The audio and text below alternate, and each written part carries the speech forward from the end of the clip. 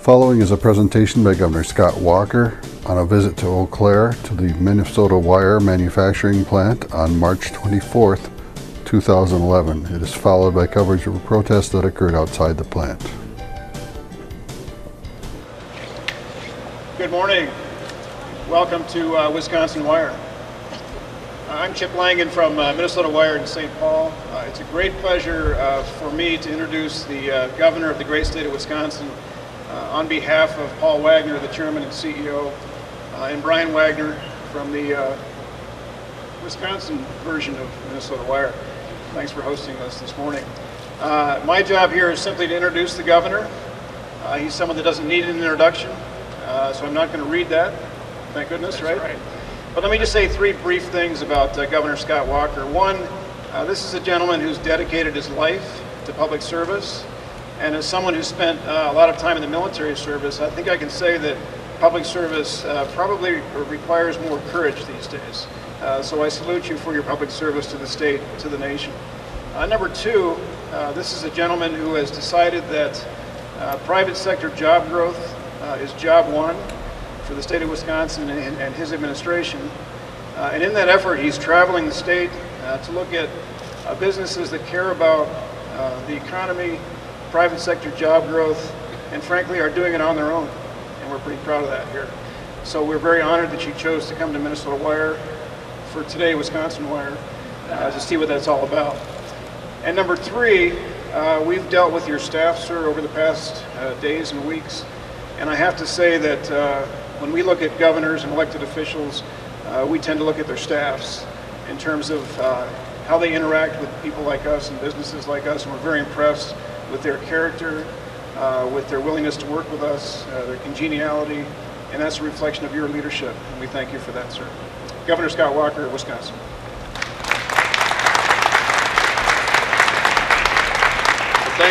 Thank you very much, Chip. And it's we got people even up there. Hi, guys. Folks all over the place. We appreciate the chance. I'm going to get a chance after this to take a little tour and see the good work you're doing, to see the growth that we've had in the past year here, and hopefully even more growth in 2011 and beyond. I'm also joined today by two members of the state legislature who were with me just down in the Capitol yesterday. State Representative Warren Petrick, who's in the back there, and State Representative Tom Larson, who's here as well. Thank you for joining us. They're very interested in what's going on here as well. For us, it's real simple. We wanted to come out, as Chip mentioned, and talk about what we're doing to get the state working again. You know, it's hard to believe because it seems some ways like 4 years ago, but 4 months ago, there was an election. And I remember on the night of the election, folks asked me what I wanted on the podium for my campaign staff. And I said, well, you want your name up there? Do you want a campaign flyer? Do you want a banner? Do you want a brown bag sign? What do you want? And I said, no, instead I pulled out a sign, it's very much like this sticker, that says, Wisconsin is open for business.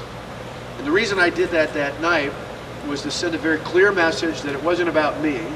It was about all of us in this state who care about getting Wisconsin working again. And so that night was a symbolic change. And in November and December, we talked about that. But then we came back in January and started working on that right away, saying it's not enough to just have a symbolic change to show that Wisconsin was open for business. We needed to actually show it in substance. And so we've been aggressive in that. Now, the good news is, just this week, we announced that for the first 2 months, the February numbers came out. They lag about a month behind, but for January and February combined in the private sector, in Wisconsin, we've seen more than 13,000 new jobs created in the private sector. Now the great news, particularly being here today, because you've got good parts of the company on either side of the St. Croix, but this is the manufacturing place. This is the place where it all happens. This is where you take the research and development and make it into something that makes a profit for the company. So it's the good workforce that does that here. In manufacturing, the state, out of those more than 13,000 new jobs, 8,200 in the first 2 months of this year have come from manufacturing. That's a great sign, because when you think about our state's history, nearly 163 years, we're a state built on manufacturing, agriculture, and tourism. And those are the core industries that are going to take us out of this recession. Now, we're adding a lot of other things along with it, with technology and biotechnology and water technology and all those other things. But the heart and blood of this state is still manufacturing. We do it better than any in the world, and the numbers we've seen in the first 2 months of this year show that we're on the right path, but we got a long ways to go. Our unemployment rate is still lower than the national average, thankfully. We're at about 7.4%, but we still can lower that even more. And that's why we're talking about what we can do, not for the government, but what we can do to help the private sector, places like this company here and others across the state, put more people to work in the private sector. Because every time we do that, that helps not only all of you here and other companies like this, it helps the ripple effect. We were talking about some of the partners in terms of Marinette Marine or Oshkosh Corporation or others. When they make more product, when they do more production, it helps because then they send orders out, and that makes a difference. And so that's part of what we're talking about. Now, to do that, and why I was pleased that two of your representatives from the Chippewa Valley were here, is we didn't wait around. I remember back in February, a national reporter came in and he said, you know, you guys have acted quicker than anybody in the country. You know, most states, the governor hasn't even found his office or her office. The state representatives are just moving their boxes in. Here, you guys have passed some of the most aggressive pro-jobs bills in the entire country. Why is it? And I said, well, last year I spent a year and a half traveling Wisconsin at what I call a job interview. I applied to be the CEO of your state government. And in doing so, I pointed out that Wisconsin faced an economic and a fiscal crisis. So when you face a crisis, if I was coming in as the new CEO of a company, I wouldn't wait a year or 6 months or even a month. I'd start on it right away. So in January, right away, we called the legislature to a special session. We challenged them to act in the first 35 days to fit 45 days. They exceeded that challenge. They did it right away in the first month. They passed things that made it easier for small businesses and employers and family farmers to afford health care. We did things like putting targets in for businesses to create more jobs. We did things like easing the litigation and regulation burden so that manufacturers in particular could spend their time focused on creating jobs and not dealing with excessive government regulation and red tape and not dealing with out-of-control lawsuits.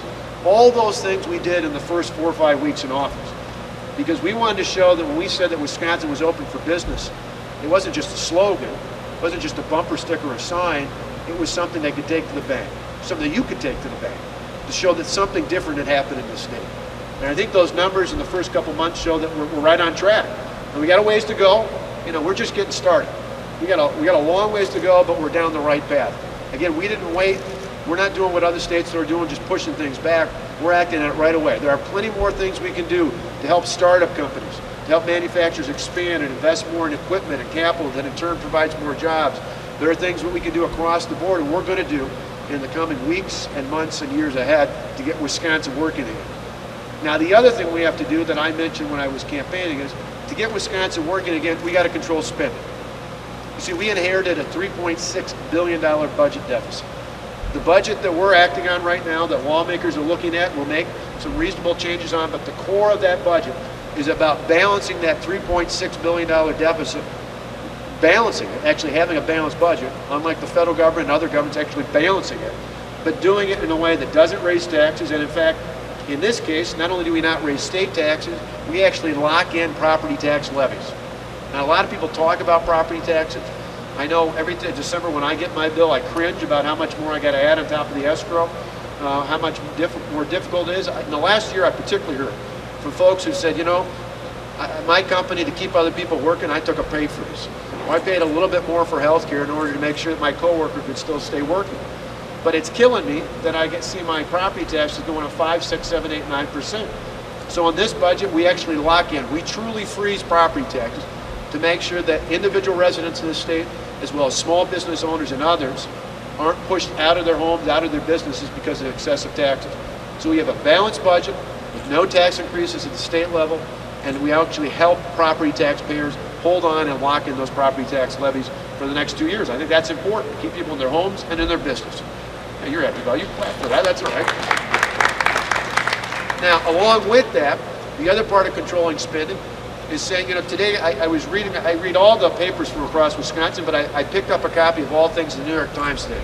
On the very front page of the paper, it talked about how governors all across the country are cutting billions of dollars from local government. In fact, they mentioned the governor of New York State, who's a Democrat. He's doing that. Democrat, Republican alike, it's happened in nearly every state across the country, because states all over are facing deficits. What's different, though, is in those other states, you know how they're balancing that? They're pushing it off to the local government, and they're doing one of two things. They're either saying you got to push it off to the local level, and you got to make it up through massive layoffs. Massive layoffs. We looked at that and said, that doesn't make any sense. Where some other states are pushing off and say you got a massive property tax increase. We looked at that, as I just mentioned, said that's not acceptable either. And in many of these cases, many of these states, they're doing both. Massive layoffs and massive property tax increases. We said, no, we've got a better approach. We have put forward reforms that protect middle-class taxpayers and middle-class jobs in this state. Doing it in a unique way, progressive in the best sense of the word. Saying we're going to give both state and local government the tools that we need to protect middle-class jobs and protect middle-class taxpayers. In fact, in total, our budget reforms provide more than $1.5 billion of relief to state and local government.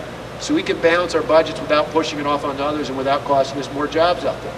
In doing so, we're going to have a budget that is balanced, that doesn't balance it on the back of property taxpayers, that has a shared sacrifice amongst all of us in government, so that we're not passing on an even bigger burden to the rest of you. The other big thing that's important, because these budgets aren't just about today, they're about the future. The other thing we're doing that's unique, that really hasn't gotten a lot of attention, but it really is worth talking about, is we're tackling the structural deficit. You see, for years, literally for decades, politicians in Madison, Republican and Democrat alike, have pushed the problems off to the future. You know, years ago, they borrowed from the Tobacco Endowment Fund, and then they raided the Transportation Fund, and then they raided the Patient Compensation Fund, and then they pushed school aid payments off into the next biennium. All those things, along with the fact that 2 years ago, the past governor and legislature took several $billion of one-time stimulus money, and instead of using it for one-time things like roads or bridges or things like that, infrastructure, they used it to plug a budget hole. Well, that money's no longer there. That's one of the big reasons why we have a $3.6 billion deficit. We said we're not going to push that off to the future anymore.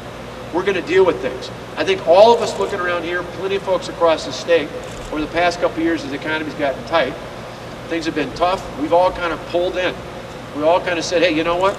We can't spend as much in our own homes as maybe we did a couple years ago because times are tight. Family after family across Wisconsin has done that. Business after business has done that. It's about time that state government does it.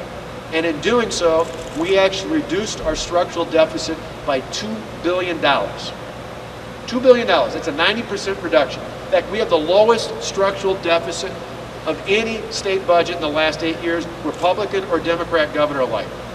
That's important because to me, when I look at a budget, it's not just about this year or the next 2 years, it's really about the future. We're making a commitment to the future for our children. Because if we fail to make this commitment, we're going to pass on even more dire consequences to our children in the next generation. And I've got 2 sons. I'm sure like anybody here who's got kids or grandkids, you know, the last thing we want to do, even in our own homes with our own businesses, is pass on an even bigger burden than the one we face today to our children. In this budget, we stand up and take responsibility, even for things that were outside of our control, things we inherited from the past, and say, we're no longer going to pass them on to the next generation. We got to deal with them right now. And in doing so, we ensure that not only we have a balanced budget, this coming budget, but we ensure that our children don't face those even more dire consequences in the years to come. The last thing I'll just tell you about to wrap up, and then I'm sure the press is going to ask me a few questions, and I'll go around and tour and see as we're working here. But as challenging as times are, the bottom line here is that we have taken on these challenges before and we've overcome them. Times may be tough, but we've had tough times before in the state and we've tackled them. I mean, think about it. I grew up in a small town called Delaware, down in Walworth County near the state line of Illinois. And I remember 25 years ago when I was growing up in Delaware, we had almost identical circumstances to what we face today. Remember, we had a tough budget at the state level, and we had a tremendously tight economy. We were coming out of a national recession, times were tough, people were out of work, we had unemployment, all these other challenges out there, and in the end, ultimately we overcame that because in 1986, a friend of mine from Elroy by the name of Tommy Thompson came in, and he changed the business climate in the state. He gave us real hope. He gave us real hope that we could change things and turn it around, and in his first term, by the time he was done in 1990, those policies helped the people, not the government, but the people of Wisconsin create 258,000 new jobs. Now I look at that and say we can do the same thing here as well. I know in the letter your CEO sent to me, he talked about having real hope based on the fact that we had real policies, just like Tommy did a generation ago, that could help turn our state around.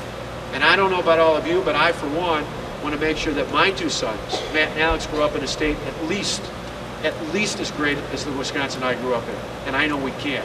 and that's exactly what we're going to do.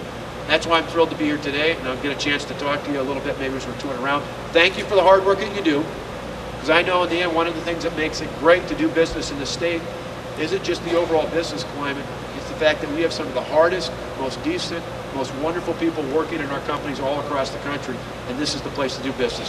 Thanks very much for your time.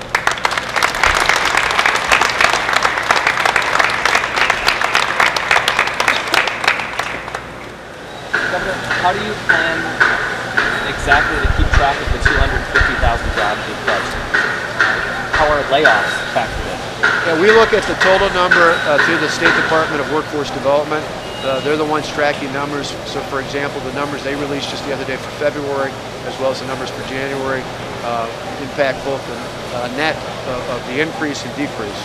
We had in January, for example, a net increase in the private sector, a net decrease in the public sector. They level that off in terms of what the totals are. So those numbers, just as they've been in the past, start from where things left off at the end of the year. Obviously, January, we came into office and started having an impact. January, February, and beyond. And layoffs and people who are laid off temporarily or permanently, are those factored into the number that you're going to be keeping? If those jobs are lost permanently, if it's in most cases companies that are dealing with layoffs are on a temporary basis, if those jobs are restored, those ultimately are jobs that are maintained. But what we're looking at is creating new jobs in the state. So, for example, when I go to a company in Wrightstown next, the next stop just outside of Green Bay, they're actually adding 35 more jobs they have. And that's a net increase of 35 in our mind. And for Hutchinson Technology here, that's going to be losing maybe 200 jobs. That 200 minus 200 decreases that. What we're trying to do is create new jobs on top of the ones that we might be losing. Is there any emphasis on what kind of jobs? There's a lot of people in the different blogs you read that says, well, there's going to be fast food jobs or minimum wage jobs. How do we create good living wage jobs? Well, for us, again, jobs in general are important because when you're unemployed, people need jobs, period. But if you look at the kind of jobs we've been talking about of late, we brought a company up from Illinois last week to Kenosha. The average starting pay was $34.50. Now, not every job's going to be like that. We then went to Evansville, helped them reopen a manufacturing plant in Evansville that added 302 jobs. Their average starting pay was $19.50. Each case, they're very good jobs. They're jobs in many cases that require people with engineering background and other backgrounds out there. But we don't have one set criteria. We want to create Wisconsin jobs, and we believe the more jobs we create, the more you're going to see higher paid jobs being attracted here as well. With regards to cuts to state aid, the existing revenue limits would have kept governments and schools from jacking up those taxes, wouldn't they? Why do you also need a reduction in revenue limits? Actually, they would not have. Under the existing limits, if the changes in revenue had been in, you would have seen massive property tax increases. The revenue adjustments we made were to ensure that. Now, again, there's going to be anomalies because of the school aid formula, but overall, for the next 2 years, the schools and local governments, we provide just under $1.5 billion worth of savings. Total cuts over the next 2 years of $1.27 billion in terms of state aid. And the difference is, again, in those states I mentioned elsewhere across the country, everywhere from New York to California, they're making cuts like this. They're just not giving those local governments any other tool. So what we're doing here is quite unique. And there are going to be areas where some school districts don't have any contribution. Others, for example, like in Abbotsford, already make a 10% contribution. That's why we didn't lock in a fixed amount. Many of the local governments are looking at the numbers that have been put out by the state budget office and legislative fiscal bureau are assuming just a 12.6% savings in healthcare, but we don't lock it in. They could go higher, even if they went to 15 or even 18%. That's still less than the statewide average for middle-class taxpayers, which is a 20% contribution for healthcare. How exactly do the legislation that you guys passed in the special session create jobs? Can you specify exactly what the goals are? Sure. In our case, one of the things we've understood that the federal government I think failed to understand is that the government doesn't do it. What we do is create an environment that's easier for folks to create jobs. And so helping to lower the cost of health care in terms of repealing the state tax and health savings accounts, putting in targeted incentives for businesses to have a lower tax burden if they create specifically jobs, not just lowering the tax burden at the time, but specifically in jobs. There's a great incentive out there, both for companies here as well as others looking to come in. Major changes in terms of the regulatory and litigation costs. The tort reform package we passed is something that got a lot of employers' attention. Because for them, whether it's at Minnesota Wire or others, what they look at is the bottom line. What does it cost to operate? Not just what's the tax bill, but what's it cost to actually do business. So you get taxes, regulation, litigation, healthcare costs. but you also get utility costs, you get infrastructure costs. All those things are things we've addressed in the special session and continue to address. We need to continue to improve them. But their CEO here sent me a letter in response to what we did during the special session and said it gives him real hope that this is a state that's going to help recover from the economy because the actions that we're taking. Governor, the 13 chancellors, aside from Biddy Martin, came up with their own plan, the Wisconsin Idea Partnership. Are you open to that plan? Yeah, I met last month with all the chancellors, including the chancellor from UW Eau Claire, River Falls, Stout, and others, and I'm very much in favor of working with them. I actually challenged them in February. The University of Wisconsin-Madison itself had come in very early and met with us, which is why they're in the budget bill as proposed. But I sat down with all the chancellors in total and said, we can expand this system-wide. I'm willing to do that. The system administration itself had come in late in the game and really didn't give us the technical information we needed to make that possible before the budget was presented. But I said, this is one of those things we're willing to work not only with chancellors, but with lawmakers, Republican and Democrat alike, to put together a package, a plan that can help provide the flexibility that all of our campuses need. So you're also open to keeping UW-Madison within the UW system? Yeah, we can make that work as long as they have, as well as the other campuses have, the kind of autonomy and the kind of flexibility we're looking for. The campuses have pointed out, and for example, the chancellor here at Eau Claire came from Washington State. They had more autonomy there in that state. It helps them operate each of their individual campuses more like an individual business would in terms of hiring, procurement, purchasing, capital purchases. That gives them greater flexibility to save money and to put that money behind their instruction and their research instead of wasting it as it maybe has been in the past. Got time for one more. Then finally, the collective bargaining bill is kind of held up in the courts right now. Are you worried that, say, UW River Falls is voting today on a contract to unionize because this is being delayed? What concerns do you have about this? No, in the end, the law is very clear, and ultimately the bill that we signed, the law, will become enacted. It's incredibly important because I think as you see all around the state, even in local jurisdictions, cities, towns, villages, and school districts where they've passed contracts even the last month, you can see that the bill's had effect. Our focus was trying to control spending so we could put more money in the classroom, more money in the local services, and even those districts that have gone ahead and settled contracts, almost all of them have settled them with major savings when it comes to pension health care costs.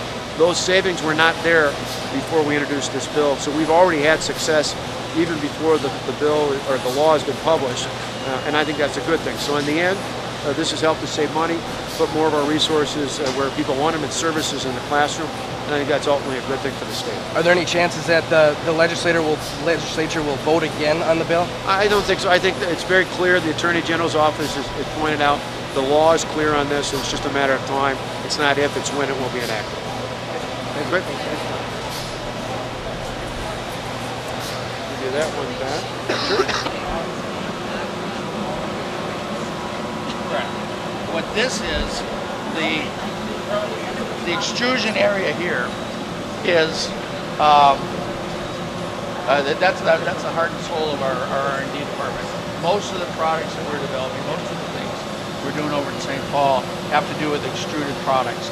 The wire that goes into the assembly of the products that we have. Sure. And if these are the elements by which I think the future is kind of tied to, if you would. Connectors and soldering and crimping techniques and everything else. Those are all kind of the secondary function after we get the cable. Now, cables that stretch, cables with carbon fiber. There's a product over here.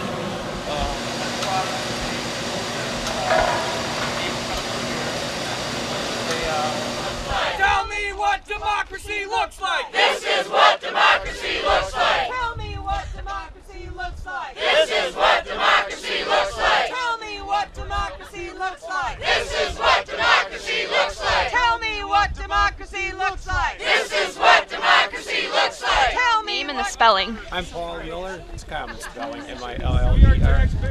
And where are you from, Paul? I'm from Eau Claire. What brought you out here this morning? I'm angry about our government and Governor Walker dismantling Wisconsin employee rights and lowering the standard of living, lowering our incomes, lowering our ability to have health care, lowering our ability to put away for retirement, diminishing the standard of living with Wisconsin workers. And have you been coming out to where the governor's going all along? Are you seeing more support I've been on out your behalf? a number of times. Okay. What do you do for a living? Can I I'm ask? retired from law enforcement after 29 years. Okay. What else are you hearing from other former colleagues or people in the business world today? Well, not so much from former colleagues. I'm really upset that Governor Walker is here. Hutchison Technologies is losing 200 jobs that are being transferred to Thailand. Polaris has closed 600 jobs down out of the city of Osceola to send these jobs to Mexico. These are corporations that are making higher profits by outsourcing their jobs to foreign labor markets. Why isn't he concerned about the loss of 800 jobs in the state of Wisconsin? That's 800 families that can't feed themselves, no longer have health insurance, can't pay their mortgages. Why isn't Governor Walker more concerned about that than he is dismantling the standard of living for Wisconsin workers? It's wrong. What are your hopes in the weeks to come for Wisconsin? That the Republicans that are backing Scott Walker get recalled, and in due time that Governor Walker gets recalled and get replaced with responsible representatives in our state. Is there anything else you'd like to add, Paul? Yeah, I'd like to see our legislators doing more to keep jobs in the state of Wisconsin and putting more people to work. The more people we have going to work, the more they're going to be able to contribute to the tax base in the state. Everything is relative. Health care, paying taxes, employing people, it's all relative. You take away the jobs and it takes away our economy and it takes away the means for the government to be able to operate. Thank you very much. Thank you, Woo! Paul. Thank you. $8 an hour job. Thank you. Thank you. Is anybody else willing to add a couple thoughts? Yeah, sure I will. All right, I'll take you. Sure. You hold this too.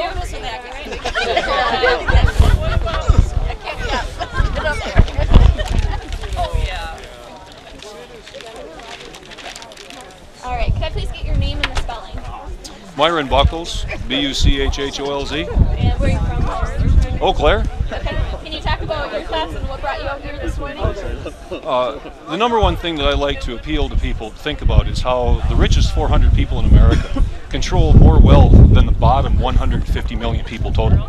The top 10% of wealth in this country, top 10%, has 2/3 of the total wealth of this country. They've done a miraculous job of convincing the people, a significant percentage of the people at the bottom, that the public workers are the problem. It's why they don't have jobs. And if you decrease our wages, somehow that will bring their jobs back. Well, you just heard a speaker talk about how the jobs leaving Hutchison Technology is the situation. And that's my appeal to people, to understand that we are not the problem. We did not create this financial problem. It's been created for us, and now we are the scapegoats. Yep. How do you feel about support on your side of things? Do you feel like you're getting your thoughts out there? Is it making a difference? Well, a couple weeks ago there were 70 people in Holiday Inn. There were 1,400 people out in the street. So I think that statistic by itself speaks volumes. And I've been to Madison three times. And I know we have support. All you have to do is look outside the corporate media and you will find that we have plenty of support. And your hopes for the future of Wisconsinites, and especially the next coming weeks? Recall. We have to change you have to change the players because they simply don't listen to us. Did you get video footage of Walker's meet and greet with all of his supporters out here? Oh, that's right. He snuck in the side door. Anything else you'd like to add, Myron? No, it's a great day for a protest. Thank you. Recall Walker! Recall! Recall! Sure. That'll be a sound bite. It's a nice That's day. a good It's a one. great day for a protest. Yeah, that'll be a sound bite. All right, one more time. Can I get your name and spelling, please? My name is Patricia Wack. It's W-A-C-K. Okay.